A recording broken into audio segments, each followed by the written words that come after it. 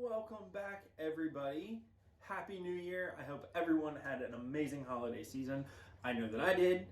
And we are back and more excited than ever. Cellar Chats at Second Glass. And this week, we're talking Burgundy. And not just Burgundy, we're talking kind of the outliers of Burgundy. And we're going to go from the very north, as far north as you can get in Burgundy, to all the way down south. So we're rolling out. We're going to start out in Chablis with a little Vieille Vigne, that's Old Vine Chablis from Paul Nicole. And then we're going to roll into a little Bourgogne Rouge. We actually featured this in December, but it was so good we had to bring it back, from Côte d'Auxoir. This is also up near Chablis, so we'll talk about that in a minute. And then we're going to jump all the way to the south to an area that really is, it's debatable. It is technically part of Burgundy, but it is really its own place. Beaujolais, with some Morgon from Julien Saunier. So let's get into it, because I'm thirsty and I'm ready for some wine.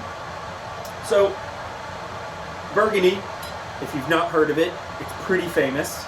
Well known for Pinot Noir and Chardonnay. Perhaps the most famous wine region in the world. I would argue it is the most famous. Maybe Champagne. But there are a couple places in Burgundy that sort of get overlooked, and you know how I love to talk about things that get overlooked. And one of those is Chablis, and Beaujolais to an extent, although in all fairness, Beaujolais really is its own place, and it has gotten a lot of focus lately, but in the context of Burgundy, it still is considered secondary, which I think is unfair. So that is why we are talking about these places. So let's talk Chablis. So for those of you who are not familiar with the region or geography or any of that fun stuff about Burgundy. So Burgundy is south of Paris.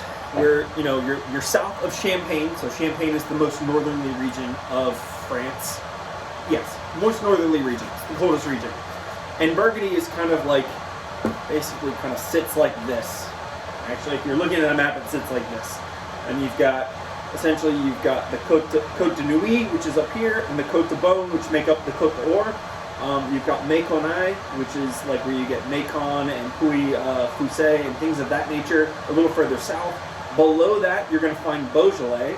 And then way up here, off of the grid, where you can't really see anything, is Chablis. Now, for all intents and purposes, Chablis is far closer to Champagne than it is to Burgundy, but it does fall into Burgundy for the moment. They are actually trying to change some of those rules. I think it's crazy, but that's neither here nor there. But it is part of Burgundy, and it is considered that, but it is so different in many ways. It's heavily chalky limestone soils, so the soil content is quite different than most of Burgundy. Even the most northern parts of Burgundy don't have this much chalky like limestone. I mean, they have limestone, but it's not the same. What Chablis soils are like are, again, much more similar to Champagne, which it's much closer to. Most of the wine grown in the region is Chardonnay based. Not that there aren't a lot of great Chardonnay based areas in most of Burgundy, but I think that generally speaking, people think of the red Burgundy. So Chablis, Chardonnay is king in Chablis, and for a good reason. It does really great on these soils. So we're going to talk Paul Nicole. So this is an estate. It was founded in the 50s. It was founded by Paul Nicole. You know, the estate existed. They really weren't doing much. And then his grandson, Charlie, comes along and basically reinvigorates the estate.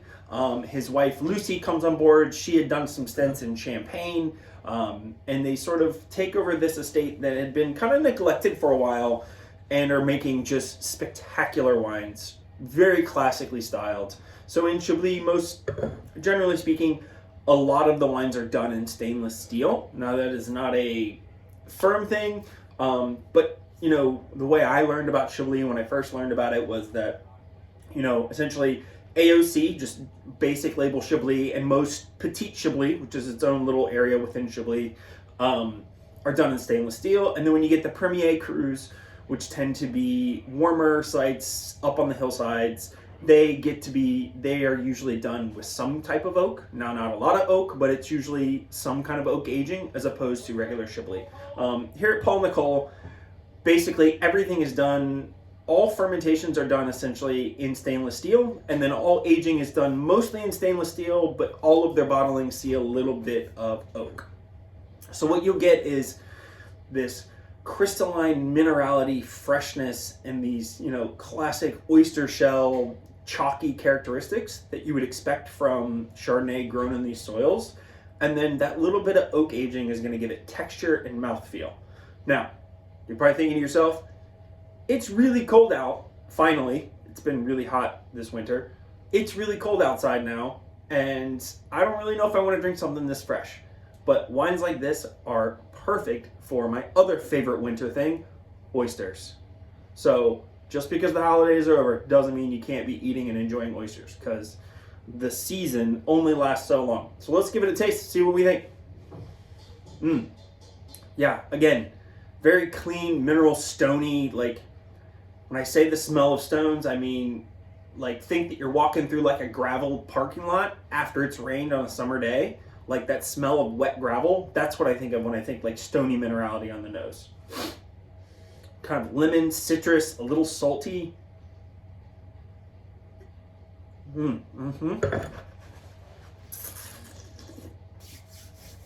Yeah, that's spectacular. The other thing that I love about Chablis is it's Chardonnay for people who don't like Chardonnay. Now, again, I've talked about this before with other producers and other wines.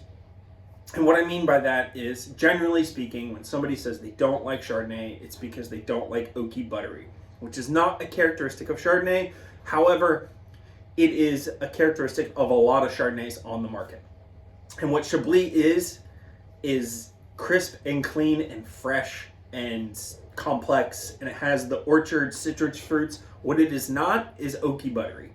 It is not a rich, full mouth coating kind of viscous style of Chardonnay. These are more bracing, for someone who loves Sauvignon Blanc, or maybe even like, really high-end like Pinot Grigios that wants to try something else, or maybe is looking to enjoy a different type of wine.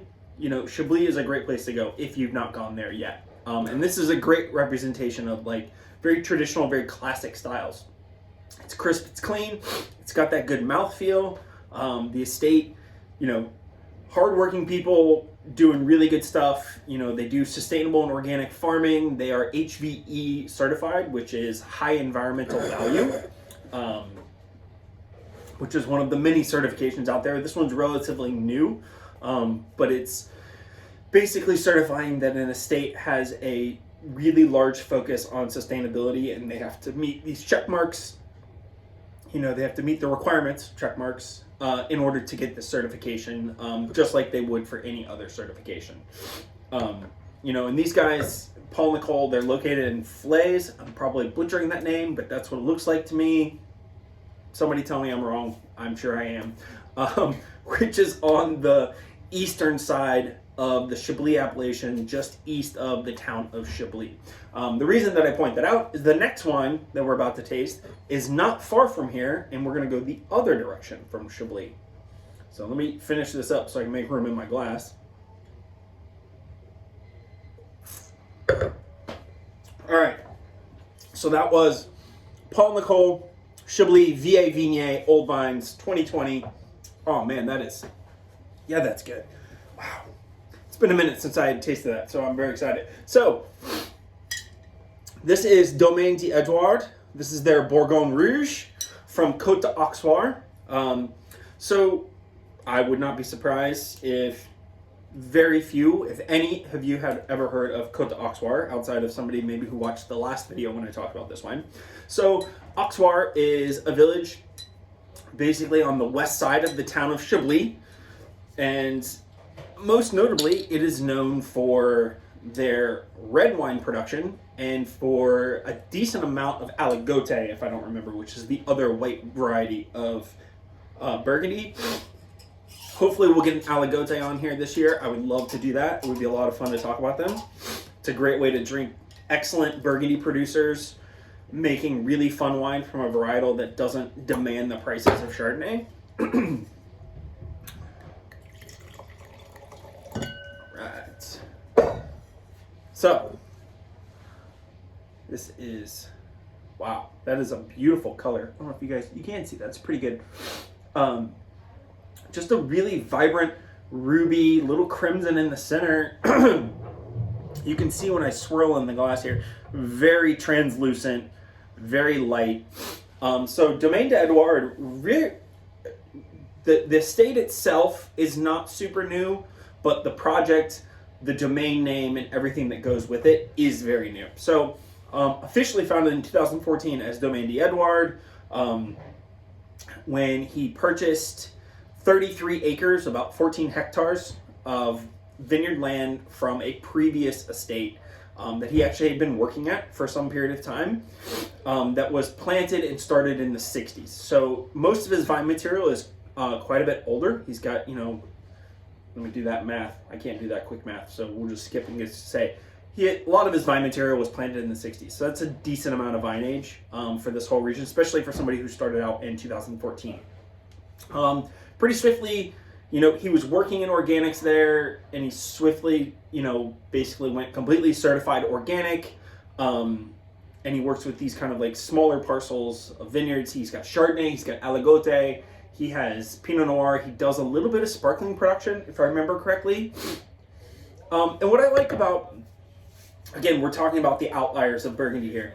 This is red wine from white wine haven. And they've always done red wine up here, but as the climate changes, another topic that we've talked about, or I've talked about before, as things warm up, these areas that are far north that generally struggle to ripen certain varieties, or in certain areas, it gets easier and easier and easier. So you get better and better wines and more consistency, which is the most important thing. So what you get here is excellent Burgundy from really beautiful terroir that drinks, different than its southern neighbors, but certainly has all of the things you want from Burgundy and is only going to get better and better. So, super high-toned, fresh, vibrant, like wild berries, raspberry, pomegranate, a little bit of like orange peel.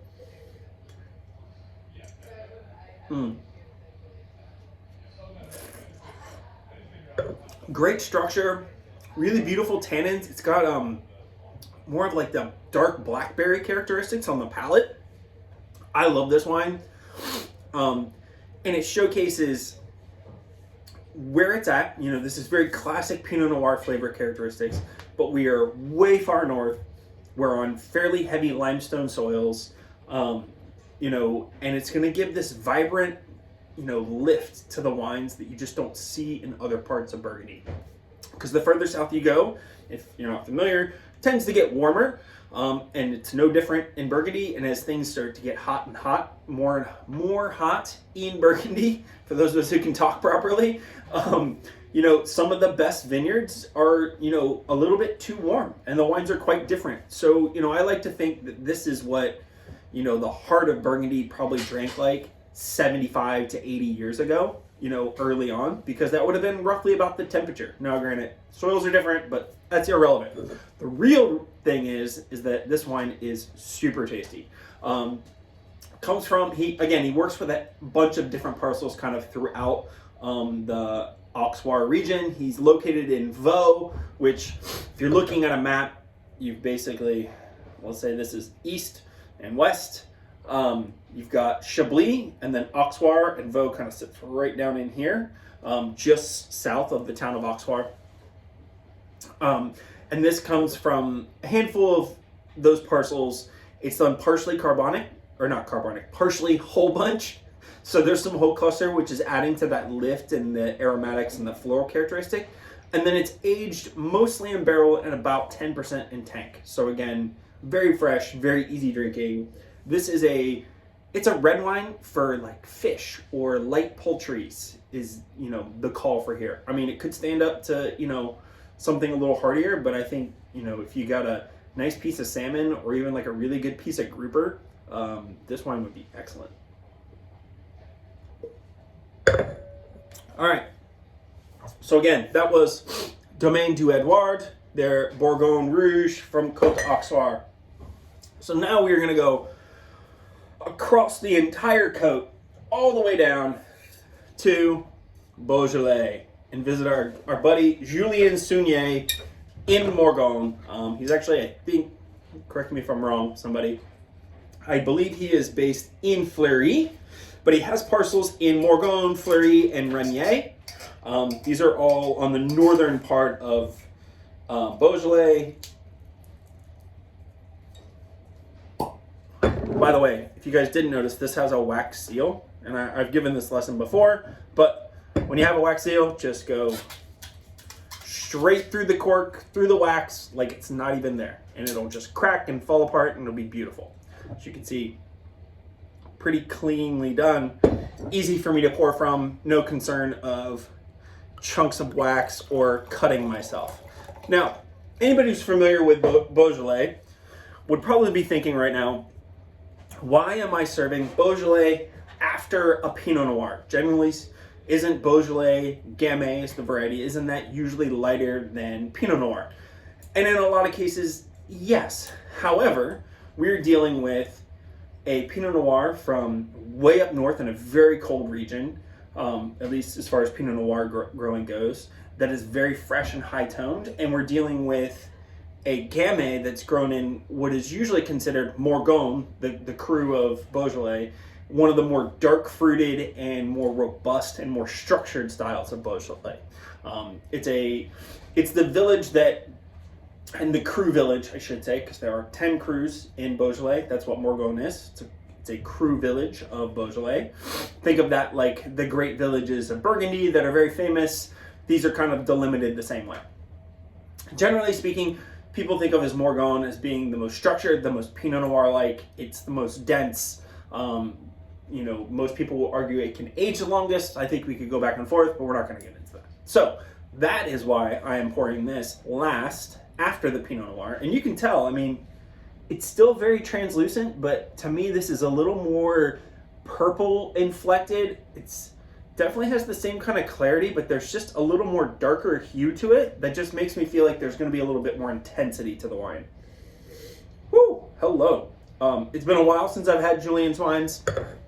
I used to sell them at retail. I loved what he was doing. I was particularly fond of his Fleuries, but I'm a big fan of Fleurie anyways. He's another relatively new producer on the map. He founded his estate in 2008 after a really interesting story. He graduates high school. He grew up in Dijon.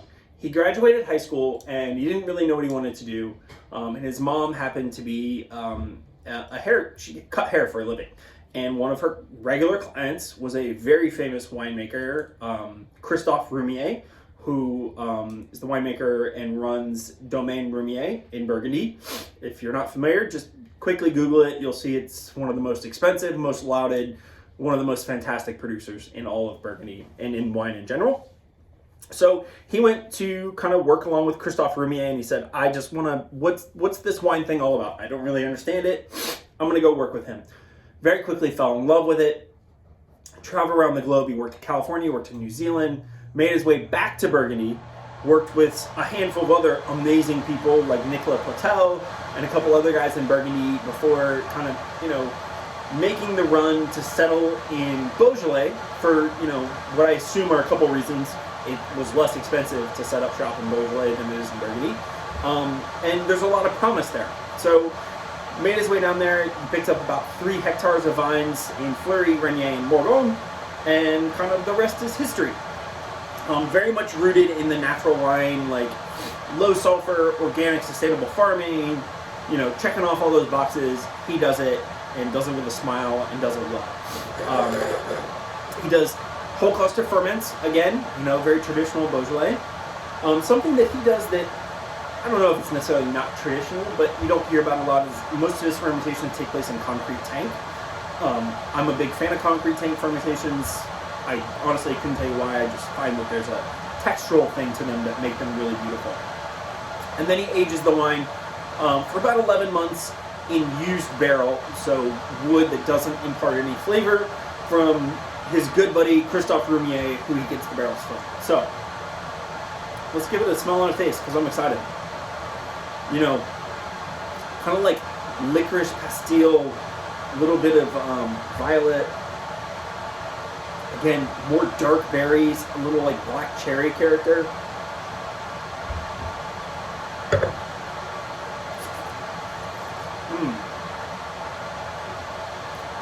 Oh wow. Structured, earthy. This wine needs to open up a little bit, but it is delicious right out the gate.